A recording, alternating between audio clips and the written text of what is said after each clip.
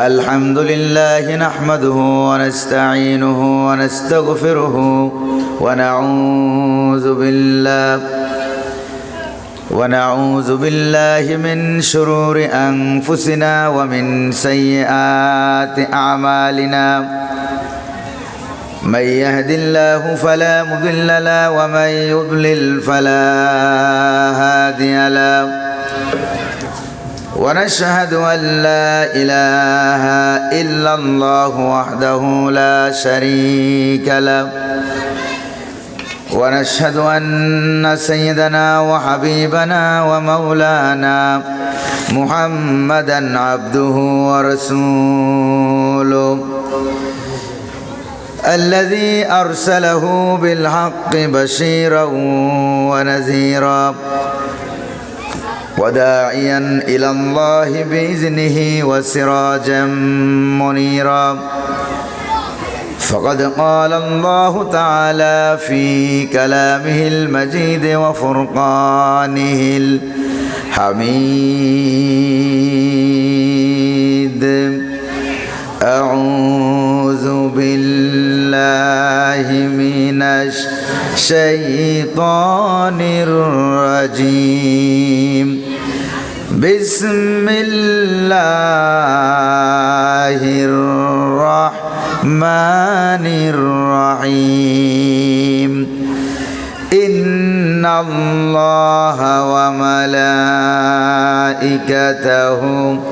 يصلون على النبي يا أيها الذين آمنوا صلوا عليه وسلموا تسليما اللهم صل على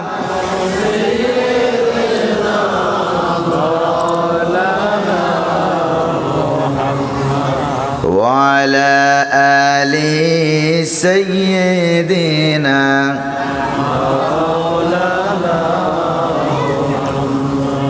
মোহাব্বতের সাথে প্রাণ খুলে হাবিবের শানে সমস্বরে সকলে পড়ুন আল্লাহুম্মা সাল্লি আলা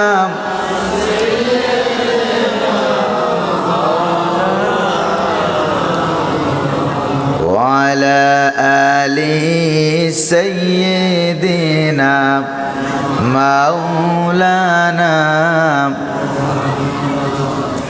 بلغ العلا بكماله كشف الدجى بجماله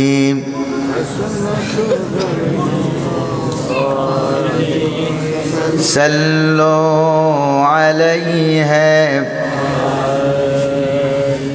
خير الناس محمد عربي شهر مديني وعلى جسني مشرق مغرب تئين كتا نور جالا بلغ العلا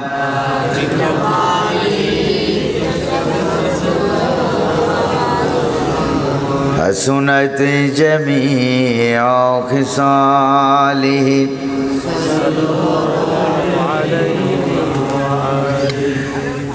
नसीमा जानबे बतहा गुजर कुन जहु आलम मुहम्मद रा खबर कुन बलगल उला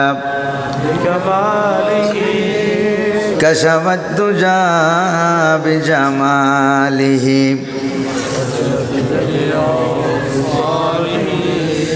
صلوا عليه وآله اللهم آمين ربنا ظلمنا أنفسنا وإن لم تغفر لنا وترحمنا لنكونن من الخاسرين আল্লাহ তাআলা বাংলাদেশের জ্ঞানী গুণী শিক্ষিত মানুষের জেলা কুমিল্লা জেলা সদরের মধ্যম মাঝিগাছা তাহফিজুল কোরআন মাদ্রাসা ও কেন্দ্রীয় জামে মসজিদের উদ্যোগে আয়োজিত 7ম বার্ষিক ওয়াজ দোয়ার মাহফিলে কয়েকবার দরুদ সালাম পরে তোমার দরবারে হাত তুলেছি। মেহেরবানি করে দরুদ সালাম টুকুন সোনার মদিনায় নবী পাকের রওজা মুবারকে পৌঁছে দাও। तमाम পৃথিবীর মাটির নিচে যত মোমেন মোমেনাত শুয়ে আছেন সকলের আরওয়ার পরে সওয়াব পৌঁছাইয়া দাও রব্বুল আলামিন। এই মাহফিলের আয়োজন যারা করেছেন আর শোনার জন্য যারা এসেছেন, কিয়ামতের দিন মুসিবতের সময় এই মাহফিল আমাদের সকলের জন্য নাজাতের উসিলা বানায়া দাও ইয়া রব। करम तू अगर करे ओ बात दे जबा को जो दिल पर असर करे। रब्बना तक़ब्बल मिन्ना इन्नका अंतस समीउल अलीम व तुब अलैना इन्नका अंतत तव्वाबुर रहीम। सुब्हान रब्बिका रब्बिल इज्जति अम्मा यसिफून व सलामुन अलल मुरसलीन वल्हम्दुलिल्लाहि रब्बिल आलमीन। सदर जलसा जनाब सभापति अत्र एलाकार कृति सन्तान कुमिल्ला जिला सदरेर माझिगाछा ताहफिजुल कुरान माद्रासा और केंद्रीय जामे मस्जिदेर उद्योगे आयोजित आजकेर এই विशाल ওয়াজ দোয়ার মাহফিলের সম্মানিত সভাপতি, প্রবীণ শিক্ষাবিদ, প্রবীণ ব্যক্তিত্ব, মানুষ গড়ার কারিগর জনাব আলহাজ মোহাম্মদ খুরশিদ আলম মাস্টার সাহেব, আজকের মাহফিলের সম্মানিত পরিচালক, আমরাতলী হাই স্কুলের সম্মানিত ধর্মীয় টিচার जनाब मौलाना गुलाम मुस्तफा मास्टर साहेब, आजकेर महफिल प्रधान मेहमान जिनि आमी आसार आगे नसीहत पेश करलें दोया करलें, प्रख्यात आलिम दीन शाइखुल हदीस पीरे कामेल बटग्राम माद्रासार मोहतामिम शाइखुल हदीस आल्लामा हजरत मौलाना नुरुल हक साहेब दामात बरकातुहुल आलिया। बयान पेश करेছেন हाफिज मौलाना जुहायर बिन अब्दुल सत्तार साहेब, हाफिज मौलाना अनिसुर रहमान फरीदी साहेब, मंचे उपविष्ट रয়েছেন मौलाना उमर फारूक हेलाली साहेब, अत्र माद्रासार सम्मानित मोहतामिम आसातिजाए केराम, छात्र छात्रीबृंद, आमार सामने उपस्थित कुरान प्रेमिक इस्लाम प्रिय भाईरा, पर्दार आড়ালের মা এবং বোনেরা, প্রিয় মিডিয়া কর্মী ভাইরা, সাংবাদিক বন্ধুগণ, আজকের মাহফিলের বিভিন্ন দায়িত্ব কাজে নিয়োজিত অত্র এলাকার যুব সমাজ, আমার একান্ত আত্মার আত্মীয় যুবক ভাইরা, সকলের প্রতি আমার আন্তরিক সালাম। আসসালামু আলাইকুম ওয়া রাহমাতুল্লাহি ওয়া বারাকাতুহু।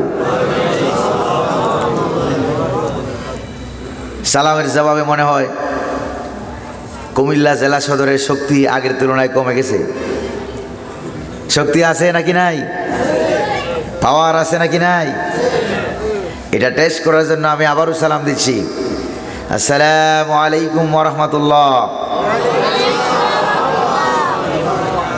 এখন বোঝা যায় যে মোটামুটি ভিটামিন আগের মতো আছে। আজকের মাহফিলে যিনি আমাদেরকে আসার তৌফিক দিলেন তিনি কে? বসার তৌফিক দিলেন তিনি কে? পরিবেশকে সুন্দর করে দিলেন তিনি কে? ইন্নাকা লামিনাল মুরসালিন। সুবহানাল্লাহ কোন। এই সূরার নামকরণ করেছেন কে? নাজিল করেছেন কে? এখন তো আমাদের কাছে এটা কাগজের মধ্যে লেখা আছে, কিন্তু নবীজির কাছে যখন নাজিল হয়েছিল তখন কি এরকম কাগজে না কলবে? জোরে বলেন না কোথায়? নাজিল দিয়াই রাব্বুল আলামিন বুঝাইয়া দিলেন, এমন জায়গায় নাজিল করলেন হারিয়ে যাওয়ার সম্ভাবনা চুরি হওয়ার, ডাকাতি হওয়ার, ছিনতাই হওয়ার। আবু জাহেল কর্তৃক মুহাম্মদুর রাসূলুল্লাহকে সাহাবায়ে কেরামকে কোরআন থেকে আলাদা করার কোনো সুযোগ আছে নাকি? জোরে কোন, জোরে বলেন না, আছে নাকি? কোনো সুযোগ নাই। এজন্য মিস্টার আবু জাহেলের মাথাটা খারাপ হয়ে গেছে। চলে আসছে মুহাম্মদুর রাসূলুল্লাহর কাছে, এসে বলে, ও মুহাম্মদ সাল্লাল্লাহু আলাইহি ওয়াসাল্লাম, আপনি বলেন আপনার আল্লাহ, ও মুহাম্মদ আপনার আল্লাহ এই কোরআনটাকে কেন কাগজে নাজিল করলো না? কেন কলবে নাজিল করলো? এমন জায়গায় কেন নাজিল করলো? ধরাও যায় না, ছোঁয়াও যায় না, নেওয়াও যায় না, ঠিক কিনা কন? কেন কাগজে নাজিল করলো না? এই কথা যখন বলল, আল্লাহ রাব্বুল আলামিন সঙ্গে সঙ্গে হযরত জিবরাইলকে পাঠাইয়া এটার জবাব দিয়ে দিলেন। রাব্বুল আলামিন জবাব দিয়ে দিলেন, নবী আপনি এদেরকে জবাব শুনাইয়া দেন।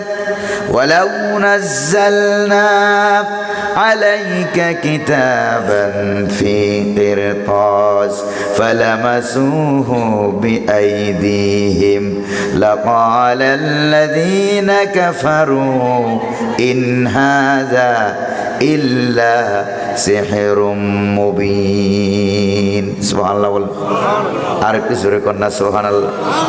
প্রিয় ভাইরা আমার, আল্লাহ রাব্বুল আলামিন বলেন, নবী আপনি এদেরকে জবাব শোনাইয়া দেন, যদি এই কিতাবটা আমি কাগজের মধ্যে নাজিল করে দিতাম তারা এটাকে ধরতো, ছুঁইতো আর বলতো এটাও জাদু। জোরে বলেন নাউজুবিল্লাহ। এটা ছিনতাই করতো, চুরি করতো, ডাকাতি করতো। এই জন্য আমি আল্লাহ সুযোগটা দেই নাই, না দিয়ে আপনার কলব মুবারকে নাজিল করে দিলাম একটা কলবে। সেখান থেকে সাহাবায়ে কেরামের লক্ষ কলবে বিনা কাগজে বিনা কলমে যিনি ট্রান্সফার করে দিলেন তিনি কে? আরো আসতে বলেন, তিনি কে? অনেকে আছে এখনো জবানই খুলে নাই, আরো জোরে বলেন তিনি কে? প্রিয় ভাইয়েরা আমার, সাহাবায়ে কেরামের লক্ষ কলবে ট্রান্সফার হয়ে গেল। ট্রান্সফার হতে হতে তাবিন তাবে তাবিন এরকম একের পর এক সিনা দর সিনা, আস্তে আস্তে কলব টু কলব, আস্তে আস্তে ১৫০০ বছরের ব্যবধানে হলেও সারা পৃথিবীতে বর্তমানে কোরআনুল কারীমের হাফেজ আছে ৫ কোটির উপরে। কয় কোটি? আর আমার প্রিয় জন্মভূমি সোনার বাংলাদেশে কোরআনুল কারীমের হাফেজ আছে কত আপনারা জানেন? কোরআনুল কারীমের হাফেজ আছে ২৫ লাখের আরো বেশি। সুবহানাল্লাহ। তাহলে কয়জন ধরবা, কয়জন মারবা, কয়জনকে জেলখানার ভিতরে ঢুকাবা, কয়জনকে ফাঁসির দড়িতে ঝুলাবা? ঝুলাইতে ঝুলাইতে তাম দুনিয়ার সমস্ত ফাঁসির দড়ি শেষ হয়ে যাবে, কিন্তু কোরআনওয়ালাদের কল্লা দেওয়া শেষ হবে না। জোরে বলেন ঠিক কিনা? প্রিয় ভাইয়েরা আমার, এই জন্য দ্বীনের জন্য, কোরআনের জন্য, ইসলামের জন্য প্রয়োজনে আমরা জীবনও বিলিয়ে দেব। রাজি আছেন নাকি নাই? কারা কারা রাজি? দুহাত উচ্চ করে স্লোগান দিয়ে আল্লাহরে দেখান। কোরআনের আলো, আল হাদিসের আলো, সংসদে জালো, নারে তাকবীর। প্রিয় ভাইরা আমার, আমি তো লেখাপড়া করেছি মিশরে আল আজহার বিশ্ববিদ্যালয়। সেখানে লেখাপড়াকালীন সময়ে একদিন যেখানে থাকতাম, মদিনাতুল বউস আল ইসলামিয়া, ফরেন স্টুডেন্ট সিটি, অর্থাৎ বিদেশি ছাত্রদের ছাত্রাবাস। সেখানে এশার নামাজ পড়ে বসে আছি নিজের রুমে, হঠাৎ করে একটা ছেলে আইসা দরজা টকটক করতে আরম্ভ করলো। দরজা খুললাম, ছেলেটা আমাকে সালাম দিল, তাকে আমি আমার রুমে ওয়েলকাম জানালাম, সে এখানে বসলো। আমার যখন জন্ম হলো, আস্তে আস্তে যখন আমি বড় হলাম, তখন আমাকে কোরআনের হাফেজ কিভাবে বানাবে? আমি যেই এলাকায় আছি সেই এলাকায় কোনো ধর্ম এলাও না, নাস্তিক আর নাস্তিকে ভরা। যেই ধর্মের অনুসারী হোক না কেন তাকে মারধর করা হয়। মসজিদও নাই, মাদ্রাসাও নাই, হাফিজে মাদ্রাসাও নাই, এতিমখানাও নাই, গির্জাও নাই, খ্রিস্টানদেরও নাই, কোনো ধর্মের কোনো উপাসনালয় সেখানে নাই। কারণ সব নাস্তিক, তারা একজনেও আল্লাহকে বিশ্বাস করে না। তখন আমার মা আর বাবা কিভাবে আমাকে হাফেজ বানাবে? এই জন্য আমাদের ঘরে একটা কোরআন শরীফ ছিল। আমার বাবা আর মা দুইজনে মিলে পরামর্শ করলো যে ঘরের যে ফ্লোর আছে মাটির নিচের দিকে একটু গর্ত করি। মাটির নিচে গর্ত করে এই গর্তের ভিতরে আমাকে লাইটের ব্যবস্থা করা হলো, রেহালের ব্যবস্থা করা হলো, কোরআনুল কারীমের সবকটা আমাকে গর্তের ভিতরে দিয়ে দেওয়া হলো। এরপরে 2 বছর 2.5 বছর এই গর্তের ভিতরে থেকে থেকে আল্লাহ আমার এই কোরআনের হাফেজ বানিয়েছে। তখন সে কাঁদতে লাগলো। আমি বললাম যে ভাই কেঁদো না, তোমার দেশে গর্তের ভিতরে তুমি কোরআন কারীম মুখস্থ করেছো, আর তুমি এটা জানো কিনা কোরআন কারীমকে আল্লাহ পাক সর্বপ্রথম তার হাবিবের কাছে হেরা পর্বতের গর্তের ভিতরেই জাবালে নূরের গুহার ভিতরেই আল্লাহ কোরআনুল কারীমকে নাজিল করেছিলেন। জোরে কন্যা সুবহানাল্লাহ। প্রিয় ভাইরা আমার, আর আবু জাহেল, আবু লাহাব, উতবা, সাইবা এরা চেষ্টা করেছিল গর্তের ভিতরে মাটি চাপা দিয়া মুহাম্মদুর রাসূলুল্লাহকে শেষ করে দিবে, কোরআন সমাজে কায়েম হতে দিবে না। আল্লাহ পাক আবু জাহেলকে দুনিয়া থেকে বিদায় করে দিলেন, আর মক্কা এবং মদিনায় আল্লাহ পাক কোরআনের রাষ্ট্র কায়েম করে মুহাম্মদুর রাসূলুল্লাহকে প্রেসিডেন্ট বানাইয়া দিলেন। এইটা যেরকমভাবে ঘটেছে আমি তাকে সান্ত্বনা দিয়ে বললাম যে ভাই তোমার দেশেও এমন একটা সময় আসবে যেই সময় তোমার দেশেও কোরআনুল কারীমের রাজ কায়েম হয়ে যাবে। আমার প্রিয় জন্মভূমি সোনার বাংলাদেশে কোরআনুল কারীমের রাজ কায়েম হোক, এটা কি আপনারা চান? এটা কি আপনারা চান নাকি চান না? প্রিয় ভাইরা, আল্লাহ পাক দান করুন বলি আমিন। আরো জোরে বলি না আমিন। দাও খোদা দাও হেথায় পূর্ণ ইসলামী সমাজ, ইসলামী সমাজ। রাশেদার যুগ দাও ফিরায়ে, রাশেদার যুগ দাও ফিরায়ে, দাও কোরআনের রাজ, ইসলামী সমাজ। চাই নাকি চাই না? জোরে বলেন না, চাই নাকি চাই না? প্রিয় ভাইরা আমার, যে সূরা ইয়াসিন থেকে তেলাওয়াত করলাম, আল্লাহর নবীজি বলেছেন এই সূরা ইয়াসিন যে ব্যক্তি একবার তেলাওয়াত করবে, তেলাওয়াত করার সঙ্গে সঙ্গে আল্লাহ রাব্বুল আলামিন ওই ব্যক্তির আমলনামায় 10 খতম কোরআনুল কারীমের সওয়াব দান করবেন। কয় খতম? 10 খতম। এটা তেলাওয়াত করলাম আর চিন্তা করতে লাগলাম, একবার তেলাওয়াত করলেই 10 খতমের সওয়াব হবে, কারণটা কি? কারণ নিয়ে চিন্তা করতে লাগলাম। কারণ খুঁজতে খুঁজতে আল্লাহ পাক কারণ মিলিয়ে দিয়েছেন, আলহামদুলিল্লাহ। গণ প্রিয় ভাইরা আমার, ইমামে আজম আবু হানিফা রাহমাতুল্লাহ আলাইহি নাম শুনছেন নাকি শোনেন নাই? তিনি বলেছেন কোরআনুল কারীমের প্রত্যেকটা আয়াত কোরআনের আয়াত হিসাবে মান সমান, কিন্তু আয়াতের আলোচ্য বিষয় হিসাবে তার মর্যাদা বাড়ে এবং কমে। জোরে কোন সুবহানাল্লাহ। যেমন দেখেন সূরা ইখলাস 3 বার তেলাওয়াত করার সঙ্গে সঙ্গে 1 খতম কোরআনের সওয়াব দেখে। আর আসতে বলেন কে? পিছনের ভাইরা বলেন না কে? আল্লাহ পাক সওয়াব দিয়ে দেয়। 3 বার সূরা ইখলাস পড়বেন, কারণ সূরা ইখলাসের আলোচ্য বিষয় যিনি, তিনি কে? তিনি হলেন আল্লাহ। যেমন সূরা ইখলাসের ভিতরে আমরা পড়ি কুল হুয়াল্লাহু আহাদ আল্লাহুস সামাদ লাম ইয়ালিদ ওয়া লাম ইউলাদ ওয়া লাম ইয়াকুল লাহু কুফুয়ান আহাদ। নবী আপনি বলুন আল্লাহ এক এবং একক, তিনি কারো মুখাপেক্ষী নন, সকলেই তার মুখাপেক্ষী। তিনি কাউকে জন্ম দেন নাই, তাকেও কেউ জন্ম দেয় নাই। আকাশ আর জমিনে আল্লাহর সমতুল্য আর কেউ নাই। আল্লাহু আকবার বলেন। প্রিয় ভাইরা আমার, এই জন্য সূরা ইখলাস 3 বার তেলাওয়াত করলে 1 খতমের সওয়াব হয়। সুবহানাল্লাহ। প্রিয় ভাইরা আমার, কারণ সূরা ইখলাসের আলোচ্য বিষয়কে আবার দেখেন, সূরা ইখলাসের আগে সূরা লাহাব আছে নাকি নাই? আবু লাহাবের অপকর্মের কারণে তার নামে এই সূরাটা নাজিল হয়েছে। আবু লাহাব এই পর্যন্ত কোনো মাহফিলে কোনো হুজুরকে বয়ান করতে গিয়ে আপনারা শুনছেন যে 3 বার সূরা লাহাব বলে 1 খতমের সওয়াব হয়? শুনছেন নাকি কখনো? এটা হবে না, এটাকে বলা হয় ফজিলাতুল মাযকুর। প্রিয় ভাইরা আমার, আলোচ্য বিষয় যা, আলোচ্য বিষয়ের কারণে সওয়াব বাড়ে আর কমে। আল্লাহু আকবার বলেন না? এবার সূরা ইয়াসিন নিয়ে আমি যখন গবেষণা করতে লাগলাম, একবার খতম করলে 10 খতমের সওয়াব হয়, তাহলে সূরা ইখলাসের চাইতে ফজিলত বেশি না কম? আরো জোরে বলেন না, বেশি না কম? আপনারা কি একটু জবান খুলে কথাবার্তা বলতে রাজি আছেন নাকি নাই? নাকি সব কথা আমার দিয়ে বলাইবেন? আপনারা কিছু বলতে রাজি আছেন নাকি নাই? কারা কারা রাজি একটু হাত তুলে দেখান তো। আল্লাহ কবুল করুন, বলি আমিন। প্রিয় ভাইরা আমার, এবার সূরা ইয়াসিন নিয়ে গবেষণা করতে আরম্ভ করলাম। কেন একবার তেলাওয়াত করলে হাত পাকাওয়ালা কই, কেন একবার তেলাওয়াত করলে 10 খতমের সওয়াব হয়? সুবহানাল্লাহ।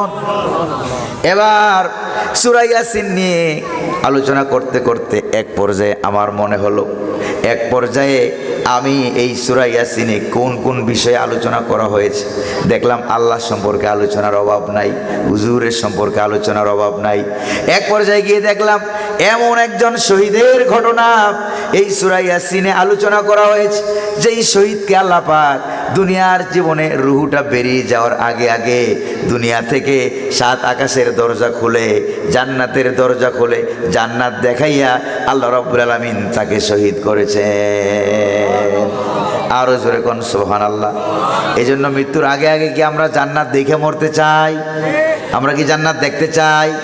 প্রিয় ভাইরা আমার, হাদিস শরীফের ভিতরে এসেছে 2 ধরনের মানুষকে আল্লাহ রাব্বুল আলামিন জান্নাত দেখাইবেন, তো দেখাইবেন, কোনো সন্দেহ নাই। এক ধরনের মানুষ হলো আল্লাহর নবীরা, আরেক ধরনের মানুষ হলো শহীদেরা। জোরে কোন সুবহানাল্লাহ। কারণ শহীদের রক্ত যেখানে পড়ে সেখানে ইসলাম কায়েম হয় নাকি হয় না? জোরে বলেন, হয় নাকি হয় না?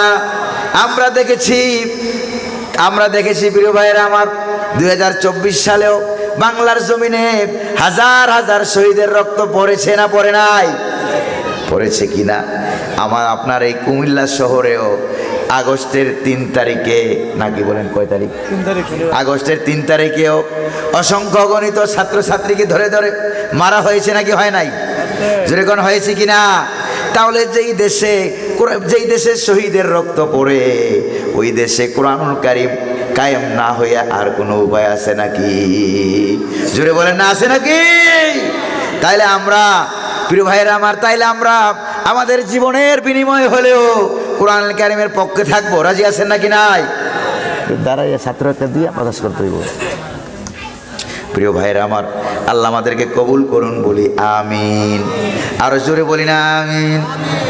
প্রিয় ভাইয়েরা আমার, এবার দেখেন এই সূরাটা, যেই শহীদের ঘটনাটা এই সূরার ভিতরে আলোচনা করা হয়েছে, ঘটনাটা হলো আজ থেকে প্রায় 2000 বছর আগের। কয় হাজার বছর? আজ থেকে প্রায় 2000 বছর আগের ঘটনা। হযরত ঈসা আলাইহিস সালামের নাম কি আপনারা শুনছেন নাকি শুনেন নাই? নাম শুনছেন আপনারা? হযরত ঈসা আলাইহিস সালামের সদর দপ্তর ছিল ফিলিস্তিনে তিনি বসবাস করতেন। ইহুদিরা ষড়যন্ত্র করার কারণে আল্লাহ রাব্বুল আলামিন তাকে আসমানে উঠাইয়া নিলেন। বয়স তখন 33। এবার প্রায় 2000 বছর পেরিয়ে গেছে, এখনো হযরত ঈসা আলাইহিস সালামের বয়স 33। আর জোরে কন্যা সুবহানাল্লাহ। কারণ সময় কথা শুনে কার? সময় গোলাম কার? প্রিয় ভাইয়েরা আমার, হযরত ঈসা আলাইহিস সালাম কিয়ামতের আগে আবার আসবেন, জানা আছে নাকি নাই? কিয়ামতের আগে তিনি আবার দুনিয়াতে আসবেন। ইয়ানজিলু ঈসা ইবনে মারইয়াম ইনদাল মানারাতিল বাইদা ফি শারকি দামেস্ক। সুবহানাল্লাহ। ঈসা আলাইহিস সালাম আসবেন। দামেস্কের পূর্ব প্রান্তে একটা মসজিদ আছে, এই মসজিদের নাম হলো উমাইয়া মসজিদ, সাদা মিনারওয়ালা মসজিদ। সেই মসজিদে কিয়ামতের আগে 2 জন ফেরেশতার কাঁধে ভর করে হযরত ঈসা আলাইহিস সালামকে আল্লাহ দুনিয়াতে আবার পাঠাইয়া দিবেন। জোরে কোন সুবহানাল্লাহ। তো মাঝখান দিয়ে ঈসা আলাইহিস সালাম আরেকবার আসছিল। সুবহানাল্লাহ। মাঝখান দিয়ে আরেকবার আসছিল কোন রাত্রিতে? যেই রাত্রিতে আমার আপনার নবী, দুজাহানের বাদশা, প্রিয় নবী মুহাম্মদুর রাসূলুল্লাহ সাল্লাল্লাহু আলাইহি ওয়াসাল্লাম যেই রাত্রিতে তিনি মেরাজে গেলেন, ফিলিস্তিনের বাইতুল মুকাদ্দাসে গিয়ে দেখেন 1,02,24,000 পয়গাম্বর সকলে মুহাম্মদুর রাসূলুল্লাহর পিছনে 2 রাকাত নামাজ পড়ার জন্য হাজির হয়ে গেছে। আর জোরে কন্যা সুবহানাল্লাহ। প্রিয় ভাইয়েরা আমার, আমি আপনাদেরকে বলি পিছন দিক থেকে, প্রিয় ভাইয়েরা আমার, আমি আপনাদেরকে বলি সেই হযরত ঈসা আলাইহিস সালাম তিনি যখন ফিলিস্তিনে ছিলেন তার পক্ষ থেকে তিনি 2 জন রাসূলকে পাঠাইয়া দিলেন। জোরে বলেন কয়জন? একটু সাউন্ড বাড়াও মাইকে। 2 জন রাসূল পাঠাইয়া দিলেন। কয়জন? 2 জন রাসূল পাঠাইয়া দিলেন, তোমরা চলে যাও সিরিয়ার অ্যান্টাকিয়া শহরে, যাইয়া কালেমার দাওয়াত দিবা। কার? আরো জোরে বলেন না কার? যাইয়া কালেমার দাওয়াত দিবা আল্লাহর। এবার 2 জন রাসূল চলে গেল সিরিয়ার অ্যান্টাকিয়া শহরে চলে গেল, যাইয়া কালেমার দাওয়াত দিচ্ছে। নবীদের অবস্থা ছিল, নবী হওয়ার পর যাকে সামনে পেতেন সবার আগে আগে তাকেই কালেমার দাওয়াত দিতেন। সুবহানাল্লাহ। ধনী নাই গরিব নাই, ধনী নাই গরিব নাই, যাকে পাইতেন তাকেই কালেমার দাওয়াতটা দিয়ে দিতেন, তাকেই যে কালেমার দাওয়াত দিতেন। 2 জন নবী যখন চলে গেলেন, গিয়ে সেখানে কালেমার দাওয়াত দিতে আরম্ভ করলেন। সিরিয়ার অ্যান্টাকিয়া শহরে ঢুকতেই দেখে একটা গরিব মানুষ কাঠের কাজ করে, গাছপালা কাটে, মিস্ত্রি কাজ করে, চেয়ার টেবিল তৈরি করে, কোনো রকম সংসার পরিচালনা করে গরিব মানুষ। এরকম গরিব মানুষ বোধহয় আপনাদের এলাকায় নাই। প্রিয় ভাইয়েরা আমার, সেই গরিব মানুষকে কাছে গিয়ে জিজ্ঞেস করলেন, ভাই তোমার নাম কি? কয় আমার নাম হাবিব। কি করো তুমি? কয় পেশা হইল মিস্ত্রি, কোনো রকম সংসার চালাই। কয় কি ধর্ম তোমার? কয় যে আমার ধর্ম হইলো ওই পাশে দেখো একটা মূর্তি, আমার ধর্ম হইলো মূর্তি পূজা করা। তবে আমি 50-60 বছর যাবৎ কুষ্ঠ রোগে আক্রান্ত, গোটা শরীর পচে গেছে। এই মূর্তিটারে কত দুধ কলা খাওয়ালাম, প্রসাদ খাওয়ালাম, মিষ্টি খাওয়ালাম, কতবার বললাম মূর্তি আমার রোগ ভালো করে দাও। মূর্তি কি রোগ ভালো করতে পারে? মূর্তি তো আমার রোগ ভালো করতে পারে নাই। রোগ দেওয়ার মালিককে, ভালো করার মালিককে। ওই যে হযরত ইব্রাহিম আলাইহিস সালাম দোয়া করলেন, ওয়া ইযা মারিতু ফাহুয়া ইয়াশফিন। আর আমি যখন অসুস্থ হই ওই আল্লাহ আমারে রোগ মুক্ত করেন। জোরে কোন সুবহানাল্লাহ। যেভাবে আপনারা সুবহানাল্লাহ বলা আরম্ভ করছেন, মনে হয় আপনাদের গ্রামে সুবহানাল্লাহ বললে সওয়াব হয় না গুনাহ হয়? সন্দেহ আছে মনে হয়? সওয়াব হয় না গুনাহ হয়? সুবহানাল্লাহ বললে তো সওয়াব হয়। প্রিয় ভাইরা আমার, কতটুক সওয়াব হয়? তামলাউ মা বাইনাস সামাই ওয়াল আরদ, আকাশ এবং জমিনের মাঝখানে ফাঁকা জায়গা যদ্দূর, পুরাটা ফাঁকা জায়গা আল্লাহ পাক সওয়াব দিয়ে ভরপুর করে দেন। আবার বলেন না সুবহানাল্লাহ। একবার এই ওয়াজ করে বিপদে পড়ছিলাম। এক মুরব্বী বলতেছে হুজুর, একবার সুবহানাল্লাহ বললাম, সব ফাঁকা জায়গা ভরে গেছে। দ্বিতীয়বার যে আবার সুবহানাল্লাহ বলাইলেন, ওই দ্বিতীয় সুবহানাল্লাহর সওয়াব জায়গা হইল কই? ওইটা আগে বলেন, এরপরে বয়ান শুরু করেন। ঝামেলা আছে নাকি না? তারপর আমি বললাম, মুরব্বী আল্লাহরে জিজ্ঞেস করেন আল্লাহর কাছে জায়গা আছে নাকি নাই? আল্লাহর কাছে কি জায়গার অভাব আছে নাকি? আল্লাহ তাআলাকে জিজ্ঞেস করেন। ও মুরব্বী, রব্বুল আলামিনকে জিজ্ঞেস করার প্রায় 1500 বছর আগে আল্লাহ রব্বুল আলামিন জবাব দিয়ে রেখেছেন। শোনো দুনিয়ার মানুষ, ওয়াস-সামাআ বানাইনাহা বিআইদি ওয়া ইন্না লামুসিউন। আকাশকে আল্লাহ পাক বলেন, আকাশকে আমি আমার আপন নিজ কুদরতি হাত দিয়ে তৈরি করেছি, আর প্রতিটা মুহূর্ত আকাশটাকে আমি রব্বুল আলামিন বড় করতেছি। জোরে কোন সুবহানাল্লাহ। আল্লাহ আকাশকে বড় করে, আল্লাহর কাছে জায়গা জমির কোনো অভাব। এটা মুহাম্মদ সাল্লাল্লাহু আলাইহি সাল্লাম একটা উপমা দেখাইলেন মাত্র। প্রিয় ভাইরা আমার, এবার 2 জন নবী বললেন, শোনো আমাদের কাছে একটা কালেমা আছে। এটা কি আছে? আমাদের কাছে একটা কালেমা আছে, যদি এই কালেমা গ্রহণ করো। আমাদের কাছে একটা কালেমা আছে, যদি এই কালেমা গ্রহণ করো তাহলে তোমার 50-60 বছরের রোগ আল্লাহ রাব্বুল আলামিন ভালো বানায়া দিবেন, আমরা দোয়া করব। এবার এই লোকটা বলতেছে, তাই নাকি? ওই যদি তাই হয়। প্রিয় ভাইরা, পিছনের লোক জায়গা হচ্ছে না, একটু আগায় বসেন, সবাই একটু আগায় আসেন। পিছনের লোকদের ভাইদের জায়গা হচ্ছে না।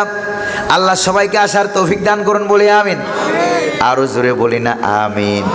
প্রিয় ভাইরা আমার, এবার দুইজন নবী বললেন আমাদের কাছে একটা কালেমা আছে, মনে আছে কিনা? যদি এই কালেমা গ্রহণ করো আমরা দোয়া করব আল্লাহ রাব্বুল আলামিন তিনি তোমার কুষ্ঠ রোগকে ভালো বানাইয়া দিবেন। আরো জোরে কন্যা সুবহানাল্লাহ। কয় তাই নাকি? কয় যে হ্যাঁ। কয় যদি তাই হয় তাহলে আর দেরি নাই।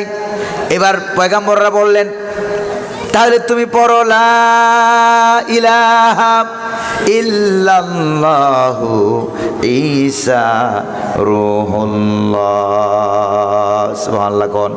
এবার কাঠুরিয়া এতক্ষণ ছিল কাফের, এখন হয়ে গেল ইমানদার, ঠিক কিনা? এবার দুইজন নবী হাত তুললেন আল্লাহর কাছে, দোয়া করলেন। হাত নামাবার আগে আগেই দেখে ওই কাটুরিয়া বেচারার গোটা শরীর কুষ্ঠরোগ ভালো হইয়া গিয়া ইমানের নূরের আলোতে গোটা শরীর জলমল করতেছে। নূরের আলোতে গোটা শরীর জলমল করতেছে। এবার সে ভালো হয়ে গেছে, খুশি হয়ে গেল, দৌড় মারলো মূর্তির দিকে। কার দিকে? যাইয়া মূর্তিকে ঠ্যাং ধরে বলে তুই কি একটা খোদা নাকি আসলে একটা বেহুদা? আমার রূপ ভালো করতে পারলি না, আমার রূপ তো ভালো করতে পারলি না। ঠ্যাং ধরে মারলো এক আসার। আল্লাহু আকবার গান। মূর্তি থেকে রূপ ভালো করতে পারে, রোগ দিতে পারে। যিনি ভালো করতে পারেন তিনি কে? আরো জোরে বলেন না তিনি কে? প্রিয় ভাইয়েরা আমার, এরপরে আরেকটা হাদিস মাঝখান দিয়ে শোনায়া দেই। আল্লাহ নবীর কাছে একটা যুবক এসেছে কান্দে করে একটা ভাঙ্গা মূর্তি নিয়া। নবীজি বললেন যুবক তোমার মূর্তিটা ভাঙ্গা কেন? যুবক বলল ইয়া রাসূলুল্লাহ এটা ছিল আমার খোদা। এই খোদাটারে আমি সব সময় যেখানেই যাই সাথে রাখি, না জানি কোন সময় কোন বিপদ আপদে পড়ি খোদা আমার এই বিপদ থেকে বাঁচাইয়া দিবে। হঠাৎ করে পথ চলতে গিয়ে আমার পেশাব পায়খানা যাওয়ার প্রয়োজন হলো, টয়লেটে যাওয়ার দরকার হলো। মনে মনে ভাবলাম এমন জায়গায় খোদাকে নিয়ে যাওয়া মোটেই ঠিক হবে না। নাপাক জায়গায় খোদারে নিয়ে কেমনে যাই?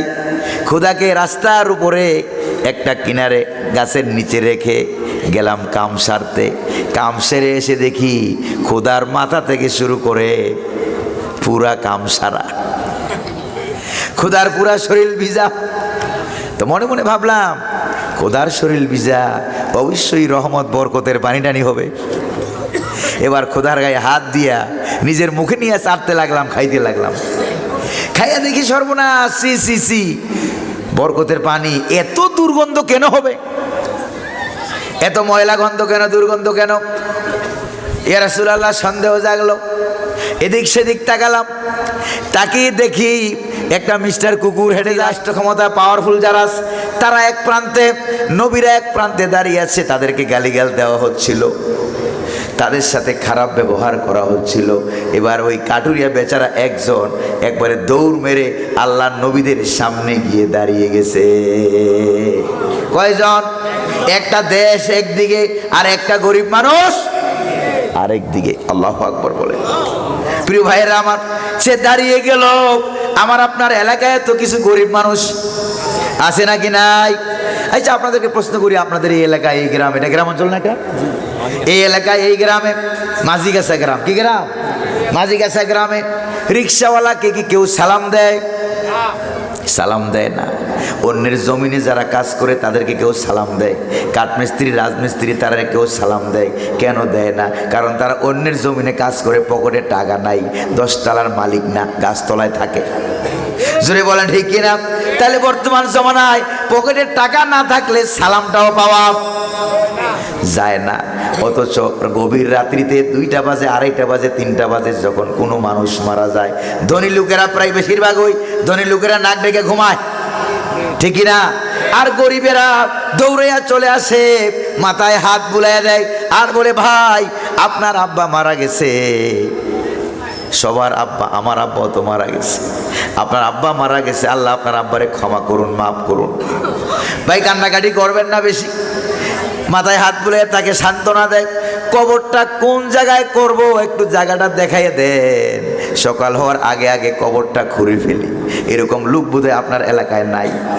জোরে বলেন না, আছে নাকি নাই? বিপদ আপদে মুসিবতে দৌড়ে আসে, প্রিয় ভাইয়েরা আমার, অথচ এই এলাকায় যখন বিবাহ শাদী হয়, আচার অনুষ্ঠান যখন হয়ে যায়, তখন কি হয় আপনারা জানেন? তখন বাছাই করে করে ধনী লোকদেরকে দাওয়াত দেওয়া হয়, গরিব লোকদেরকে দাওয়াত দেওয়া হয় না। জোরে কোন ঠিক কিনা? এই যে আচরণটা করা হয়, এটা কি ঠিক? জোরে বলেন না, এটা কি ঠিক না? এই আচরণ করা যাবে না। আল্লাহু আকবার বলেন না, আল্লাহু আকবার বলেন না। প্রিয় ভাইরা আমার, পিছনের লোকজন জায়গা হচ্ছে না। যদি আপনাদের কষ্ট না হয়, একটু আগায় আসেন। ফাফসাহু ইয়াফসাহিল্লাহু লাকুম। আল্লাহ রাব্বুল আলামিন বলেন, যখন তোমাদেরকে বলা হয় কোনো মজলিসে মানুষ জায়গা হচ্ছে না, এই কথা যখন তোমাদেরকে বলা হয়, তখন তোমরা নিজেরা একটু চাপাচাপি কইরা অন্য ভাইদেরকে বসার জায়গা করে দিও। আল্লাহ রাব্বুল আলামিন কঠিন হাসরের ময়দানে তোমাদেরকে জান্নাতে জায়গা করে দিবে। আল্লাহ কবুল করুন বলি আমিন। ভাই দাঁড়াবেন না, কেউ দাঁড়াবেন না। বসা অবস্থায় একটু সামনে আসেন। আল্লাহ কবুল করুন বলি আমিন। প্রিয় ভাইরা আমার, নবী কয়জন? কয় বলে একজন। নবী কয়জন? কাঠুরিয়া বেচারা কয়জন? দুইজন হইল নবী, আরেকজন পুলিশ নবী। মনে আছে নাকি না? দুইজন হইল নবী, আরেকজন পুলিশ নবী। প্রিয় ভাইরা আমার, আর কাঠুরিয়া বেচারা কয়জন? ইমানদার হলো চারজন। চারজন একদিকে আর গোটা দেশ আরেকদিকে। এটা কি সহজ কথা মনে করছেন নাকি? প্রিয় ভাইয়েরা আমার, আমরা বাংলার আদালতে দেখেছি, বাংলার কোরআনের পাখি শহীদ আল্লামা, শহীদে কোরআন, কোরআনের শহীদ, শহীদে ইসলাম, ইসলামের শহীদ, শহীদ আল্লামা দেলোয়ার হোসেন সাইদি রহমতুল্লাহ আলাই আদালতে যখন দাঁড়িয়েছিলেন, কোরআন শরীফটাকে বুকে নিয়ে বলেছিলেন, মাননীয় আদালত, বলছেন নাকি বলেন নাই? মাননীয় আদালত, আজকে আমি একা একা আসামির কাঠ করায় দাঁড়ানো লাগলো। এমন একটা সময় আসবে, আমি হব বাদী, আমি হব মামলাকারী। দুনিয়ার বিচার কিন্তু শেষ না। এই বিচার বিচার না, আরো বিচার আছে নাকি নাই? আরো বিচার আছে। আমি হব সেই দিনের বিচারের বাদী, আমি হব মামলাকারী। আল্লাহ হবেন আহকামুল হাকিমিন, তিনি হবেন সব বিচারকের বড় বিচারক, আর আপনারা সবাই হবেন আসামি। ঠিক কিনা? ওই কোরআনের পাখি বলেছিল নাকি বলে নাই যে গাছের মাথায় উঠে বেশি লাফালাফি করবা না, 12 কোটি গাছের মূলে আছে, আস্তে করে নাড়া দেবে, মামু বাড়ি দিল্লি গিয়া পড়বা। দিল্লি গিয়া পড়ছে নাকি পড়ে নাই? কিভাবে 100 মিলে গেল? আল্লাহু আকবার বলেন না। তারা তো আল্লাহর ওলি। ঠিক কিনা গো? আল্লাহর ওলিরা নিজে বানাইয়া বলে না, কার ইশারা? প্রিয় ভাইয়েরা আমার, এই লোকটা দৌড়ে এসে দাঁড়িয়ে গেল, দাঁড়িয়ে বলল, ইয়া কওমি, ও আমার জাতির লোকেরা, ইত্তাবিউল মুরসালিন, তোমাদের দোহাই লাগে, তোমরা নবীদের অনুসরণ করো, ইসলাম গ্রহণ করো, নবীদেরকে মানো। আপনি একটা দেশের বিরুদ্ধে এই কথা বলা কি সহজ মনে করেন না? লোক কয়জন? একজন। কাঠুরিয়া বেচারা কি বলতেছে? সাথে আছে আরো 3 জন নবী। মনে আছে কিনা? ইত্তাবিউল মুরসালিন, নবীদের আনুগত্য করো, নবীদের অনুসরণ করো। তারা তো কথা শুনলো না। এরপরে এবার বেচারা কি বলে দেখেন, ইত্তাবিউ মাল্লা ইয়াসআলুকুম আজরাহু ওয়া হুম মুহতাদুন। সুবহানাল্লাহ। কোন? ওই নবীদের অনুসরণ করো, কারণ নবীরা দাওয়াত দেয় নিজের খাইয়া নিজে পড়ে, দাওয়াতের বিনিময় তোমাদের কাছে একটা পয়সাও চায় না। আল্লাহু আকবার বলেন না। আর বর্তমানে একটু ভাইরাল হইয়া, এই মাওলানা আব্দুল কাদের ভাই, বর্তমানে একটু ভাইরাল হইয়া কইছে, হুজুর গত বছর আপনাকে দাওয়াত দিয়েছিলাম, এত টাকা দিয়েছিলাম, বেশি দিতে পারি নাই, 20-30 হাজার দিয়েছিলাম। আগামী বছর যখন মাহফিলের সময় হয়ে গেছে, হুজুরকে ফোন দিল। এবার হুজুর বলতেছে, গত বছরের মতো গাড়ির চাক্কা এবার ঘুরে না, চাক্কার দাম বেড়ে গেছে। জোরে বলেন ঠিক কিনা? হুজুর দাম বাড়লো কেমনে? কই যে গত বছর 20-30 হাজার দিয়ে যেই চাক্কা ঘুরানো যেত, এখন ওই চাক্কা ঘুরাইতে লাগে 70 হাজার। এরকম কন্ট্রাক্টদারি হুজুর আছে নাকি নাই? জোরে বলেন না, আছে নাকি নাই? আল্লাহ হেদায়েত নসিব করুন বলি আমিন।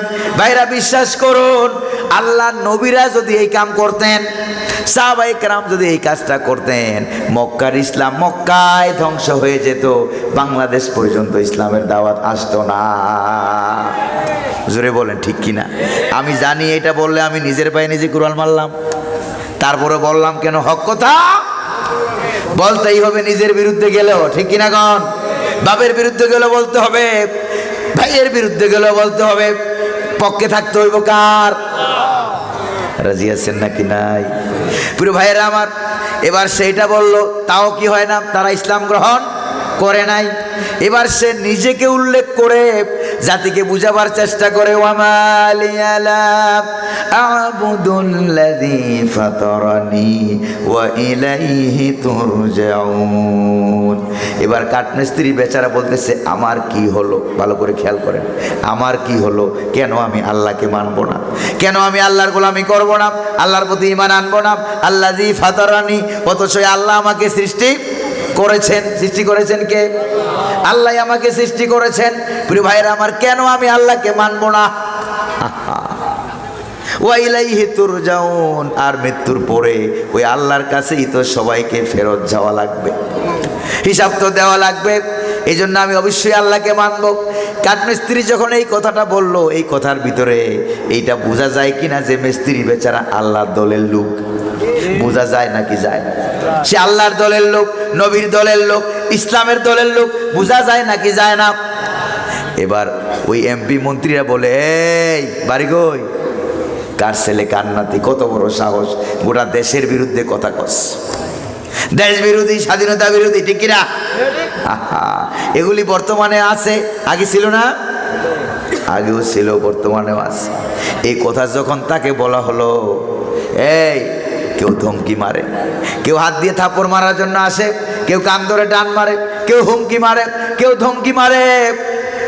কি পরিচয় তোমার? কোন দল করো বলো? কোন দলের লোক? এবার লোকটা হালকা পাতলা মায়ের খেয়ে, হুমকি ধমকি খেয়ে এবার বলতেছে, তোমরা সকলে মিলে যেহেতু আমার পরিচয় জানতে চেয়েছো, তাহলে শোনো, ইন্নী আমানতু বিরাব্বিকুম ফাসমাউন। সুবহানাল্লাহ। আমার পরিচয় জানতে চাও? পরিচয় শুনে নাও। আমার পরিচয় হলো, আমি তোমাদের রব আল্লাহ রাব্বুল আলামিনের প্রতি ঈমান এনেছি।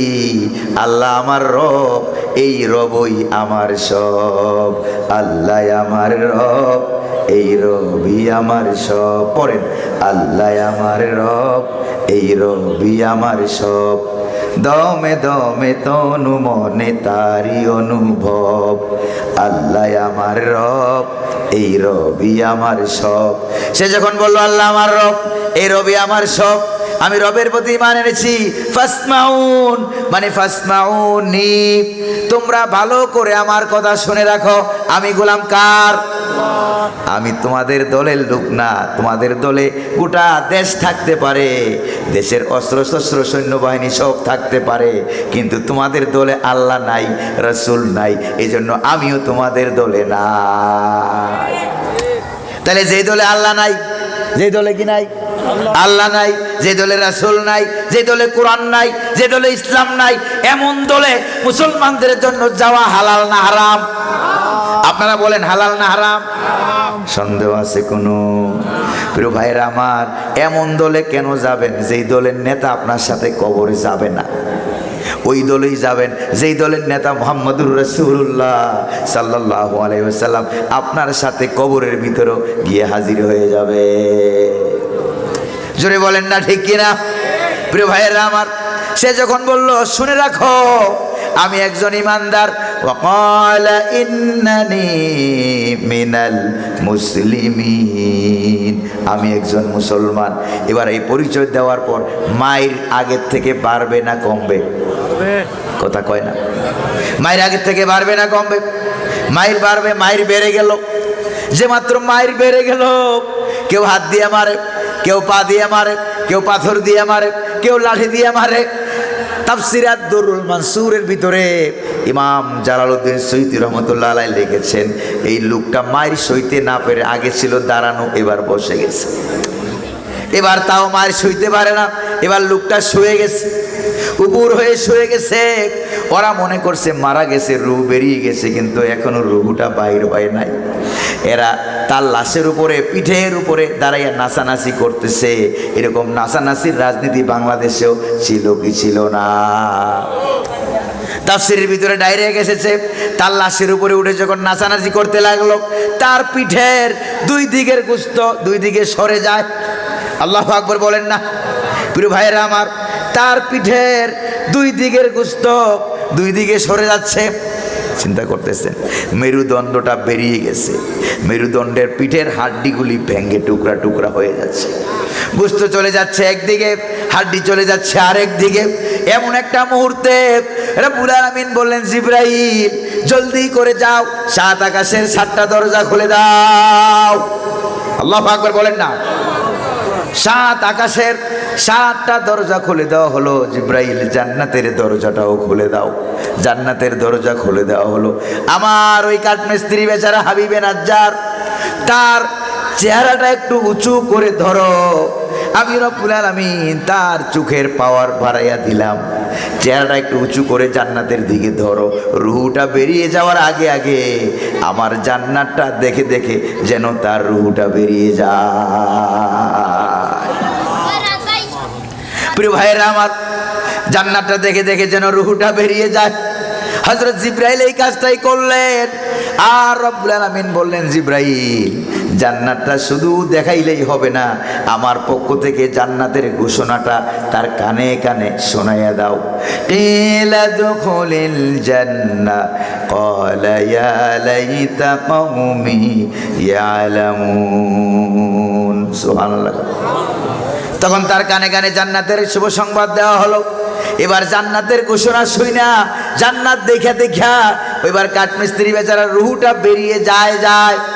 এবার সে কি বলে দেখেন, ইয়া লাইতা কওমি ইয়ালামুন, হায় রে আফসোস, আফসোস আমার জন্য আফসোস, যদি আমাকে যারা মারতেছে আমার এলাকার লোকেরা যদি জানতো, বিমা গাফারা লি রব্বি, আমার রব আমার আল্লাহ আমার জীবনের সব গুনাহ খাতা মাফ করে দিয়েছেন, আমাকে জান্নাতের সম্মানিত মেহমানদের অন্তর্ভুক্ত করেছেন, এইটা যদি তারা জানতো কতই না ভালো হতো, কতই না ভালো হতো। এটা তারা জেনে জেনে ইসলামের পথে আসতো, ইসলাম গ্রহণ করত, দুনিয়াও সুন্দর হতো, পরকালও সুন্দর হয়ে যেত, তাইলে কতই না ভালো হতো। তাইলে ওই লোকটা জান্নাতে যায়, যারা তাকে মারতেছে সে তাদের জন্য কাঁদে। আল্লাহু আকবার বলেন না? তোমরা যাদেরকে মেরেছ, অন্যায়ভাবে রায় দিয়েছ, ফাঁসির রশিতে যাদেরকে ঝুলিয়েছ, আমরা দেখেছি তারা ফাঁসির রশির মঞ্চের দিকে যায় হাসতে হাসতে, ঠিক কিনা? তাদেরকে জোর করে নেওয়া লাগছে, জোর করে নেওয়া লাগছে। ইসলামের অপরাধে, ইসলামে আন্দোলন করার অপরাধে, কোরআন দিয়ে রাষ্ট্র যারা কায়েম করতে চায় এই কাজ করার অপরাধে বাংলার জমিনে অতীতের লেডিস ফেরাউনেরা যাদেরকে ধরে ধরে ফাঁসি দিয়েছে, তাদেরকে আমরা দেখেছি হাসতে হাসতে তারা ফাঁসির মঞ্চে যায়। জোরে বলেন ঠিক কিনা? হাসতে হাসতে ফাঁসির মঞ্চে চলে গেল। এরপরে আমার মনে হয় প্রিয় ভাইরা, মৃত্যুর দিকে কেউ হাসতে হাসতে যাইতে পারে না যদি জান্নাত না দেখে। জোরে বলেন ঠিক কিনা? তাইলে অবশ্যই তারা জান্নাত দেখেছে। আমরা দেখেছি ফাঁসির মঞ্চের দিকে যায়, আসলে প্রকৃত পক্ষে তারা জান্নাতের দিকে যায়। প্রিয় ভাইয়েরা আমার, এই জন্য ইমানের দাবি যদি জীবন হয়, ইসলামের জন্য জীবন দিতে কি রাজি? রাজি? ইমানের দাবি যদি কুরবানি হয়, সে দাবি পূরণে আমি তৈরি থাকি যেন। ও গো দয়াময় আমার প্রভু দয়াময়, ও গো দয়াময় আমার প্রভু দয়াময়। রাজি আছেন নাকি নাই? রাজি আছেন নাকি নাই? প্রিয় ভাইয়েরা আমার, এরপরে সে যখন আফসোস করলো, তারা ওই কাঠমিস্ত্রি বেচারাকে মেরে ফেলেছে।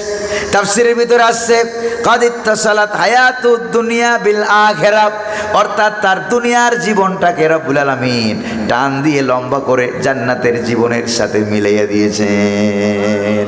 সুবহানাল্লাহ। প্রিয় ভাইয়েরা আমার, এরপরে তারা ওই 3 জন নবীকেও তারা মেরে ফেলেছে, ওই কাঠুরিয়া বেচারাকেও তারা মেরে ফেলেছে। শহীদ কয়জন? শহীদ হলো কয়জন? এই 4টা লোককে যেখানে শহীদ করা হলো, আল্লাহ রাব্বুল আলামিন সিদ্ধান্ত নিলেন, আমার নবীদেরকে মেরেছো, কাঠুরিয়াকেও মেরেছো, গরিব মানুষটাকেও মেরে ফেলেছো, আমি আল্লাহ তোমাদের পক্ষ থেকে অ্যাকশন নেব। কারণ আল্লাহ তাআলা ছাড় দেয় কিন্তু ছেড়ে দেয় না, ঠিক কিনা? আল্লাহ পাক এবার সিদ্ধান্ত নিলেন অ্যাকশন নেব। কি নেব? অ্যাকশন নেব। আল্লাহর সিদ্ধান্তটা কি দেখেন, ওয়ামা আনজালনা আলা কওমিহি মিন বাদিহি মিন জুনদিম মিনাস সামাই ওয়ামা কুন্না মুনজিলিন। আল্লাহু আকবার বলেন। প্রিয় ভাইয়েরা আমার, এবার আল্লাহ রাব্বুল আলামিন সিদ্ধান্ত নিলেন, আকাশ থেকে দলে দলে বাহিনী পাঠাইয়া ওই সিরিয়ার অ্যান্টাকিয়ার লোকদেরকে ঠান্ডা করব। এত মারাত্মক সিদ্ধান্ত আল্লাহ নেন নাই। দলে দলে ফেরেশতা পাঠানো প্রয়োজন মনে করেন নাই, শুধুমাত্র একজন ফেরেশতা পাঠাইয়া দিয়েছেন, নাম তার জিবরাইল। সবচেয়ে বড় ফেরেশতা, সুবহানাল্লাহ। সবচেয়ে বড় ফেরেশতার নাম কি? জিবরাইল। এট এ টাইম, একই সময়ে পিপিলিকার থেকে আরো ছোট হইতে পারে, সুবহানাল্লাহ। আবার 7 আকাশের চাইতে আরো বড় হইতে পারে, সুবহানাল্লাহ বলবেন না? প্রিয় ভাইরা আমার, জিন দেখছেন কিনা? জিন কখনো দেখছেন নাকি আপনার? জিন তো কুকুরের সুরত ধরে, পিপিলিকার সুরত ধরে নাকি? ধরে না। জিন আর ফেরেশতার মধ্যে সুরত দেখার মধ্যে একটা পার্থক্য আছে। পার্থক্যটা হলো, ওই জিন যখন কুকুরের সুরত ধরে তখন তার ভিতরে কুকুরের সমান শক্তি থাকে, পিপিলিকার সুরত ধরলে পিপিলিকার সমান শক্তি হয়, মানুষের সুরত ধরলে মানুষের সমান শক্তি হয়। এটা হলো জিনেদের বেলায়। আর ফেরেশতারা এমন সুরত ধরে, জিন ভালো সুরত ধরতে পারে, খারাপ সুরতও ধরতে পারে। ফেরেশতারা শুধু ভালো সুরত ধরে, খারাপ সুরত ধরতে পারে না। এটা গেল একটা পার্থক্য। আর 2 নম্বরে পার্থক্য হলো, জিনেরা, ফেরেশতারা যদি পিপিলিকার সুরত ধরে, তার শরীরে পিপিলিকার শক্তি থাকে না, ফেরেশতার 16 আনা শক্তি থাকে। আল্লাহু আকবার বলবেন না? জোরে কর না, আল্লাহু আকবার। ফেরেশতার ভিতরে যদি মানুষের শক্তি থাকতো, এই যে বদরের যুদ্ধেতে আল্লাহ কাতারে কাতারে 5000 10,000 ফেরেশতা যে আল্লাহ কাতারে কাতারে পাঠিয়েছেন, একজন ফেরেশতাও কি শহীদ হয়েছে নাকি? জোরে বলেন না, শহীদ হয়েছে নাকি? কারণ ফেরেশতারের মানুষেরা মারতে পারে। ফিজায়ে বদরে পয়দা কর ফেরিস্তে তেরি নুসরত কো উতর सकती है गर्दों से कतर अंदर कतर अब्बी। সুবহানাল্লাহ। কোন বদরের মুসলমানদের মতো যদি ঈমান আনতে পারো, আল্লাহ পাক বলেন, আমি কথা দিলাম আকাশ থেকে কাতারে কাতারে ফেরেশতা দিয়া বদরের সাহাবীদের মতো তোমাদেরকেও সাহায্য করব।